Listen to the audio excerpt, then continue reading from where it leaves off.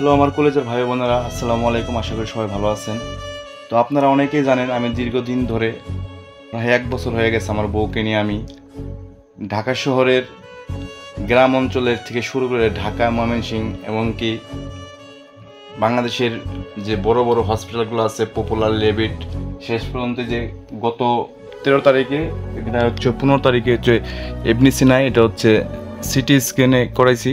তো এই যে দেখতে পাচ্ছেন যে 15 তারিখে।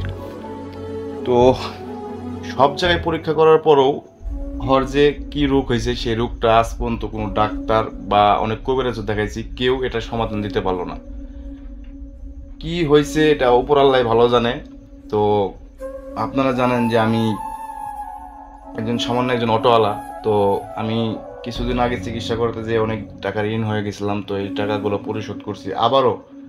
এই কিছুদিন, 1 সপ্তাহ আগে তো আমি কিস্তিতে 20,000 টাকা লোন উঠে আমার বউকে নিয়ে আমি ধানমন্ডিতে ইবনে সিনা হসপিটালে যে এই সিটি স্ক্যানটা করাইছে একটা ডাক্তার দেখে। ডাক্তার হচ্ছে মুস্তাফিজুর রহমান। এটা হচ্ছে সিটি হসপিটালে দেখাইছিলাম। তো তুমি রেফার করে আমাকে ইবনে সিনায় এই সিটি স্ক্যানটা করানোর করার কথা বলছে। তো আমি করাইছি। এখান থেকে আমার কোনো প্রায় এখানে 20-22 হাজার টাকা চলে গেল। তো কোনো সমাধান পেলাম না। সেম আগের যে ডাক্তারগুলো কথা বলছে সেম একই কথা।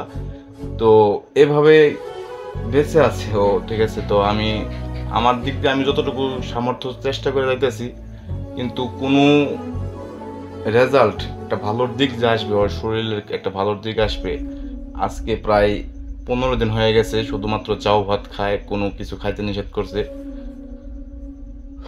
তো এভাবেই মনে করেন যে আমরা আছি। আমাদের জন্য বেশি বেশি দোয়া করবেন। কি বলবো, বলার ভাষা নেই আর।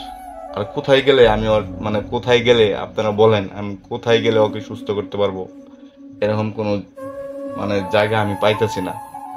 আমি সব জায়গায়, অনেক জায়গায় গেছি ওকে নিয়ে। আমি আমার এই বাচ্চাকে নিয়ে, মেয়েকে নিয়ে অনেক জায়গায় গেছি, কিন্তু আমি কোনো সমাধান পাইতেছি না। সমাধান কি, কোথায় গেলে সমাধান পাবো আমি সেটাও বুঝতে পারতেছি না। অনেক বড় বড় ডাক্তার দেখাইছি, অনেক বড় বড় হসপিটাল পরীক্ষা নিতে করাইছি, বাট কোনো সমাধান পাইতেছি না। এভাবে একটা মানুষ না খেয়ে, শুধুমাত্র ওষুধের উপর যাও ভাত খেয়ে কতদিন বাঁচতে পারে আমি জানি না। ওর কষ্ট দেখলে আমার কলিজা ফেটে যায়। ও ও নিজে কিভাবে থাকে সেটা আমি আমি নিজে বুঝতে, একটা মানুষ কতদিন এভাবে অসুস্থ থাকলে